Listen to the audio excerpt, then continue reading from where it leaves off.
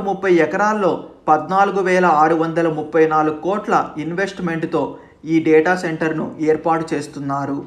ఈ data centre నిర్మాణం పూర్తయితే 24,000కు పైగా ఉద్యోగాలు అందుబాటులోకి వస్తాయి. ఈ డేటా సెంటర్ నిర్మాణాన్ని 7 ఏళ్లలో పూర్తి చేయాలని టార్గెట్గా పెట్టుకున్నారు. 130 ఎకరాల్లో నిర్మించనున్న ఈ డేటా సెంటర్లో 82 ఎకరాల్లో డేటా సెంటర్ పార్కు, 28 ఎకరాల్లో ఐటీ బిజినెస్ పార్కు, 11 ఎకరాల్లో స్కిల్ యూనివర్సిటీ, 9 ఎకరాల్లో రిక్రియేషన్ సెంటర్ రానున్నాయి. విశాఖపట్నంలో మధురవాడలో ఐటీ హిల్ 4లో ఈ డేటా సెంటర్ను నిర్మించనున్నారు. మనకి రిషికొండ కూడా కనిపిస్తుంది. సో మనం రెండు చూడొచ్చు. అండ్ మనమైతే వస్తాం ఆల్మోస్ట్ మన అదాని హిల్స్ దగ్గరికి. సో ఇది హిల్ నెంబర్ 4 అనమాట.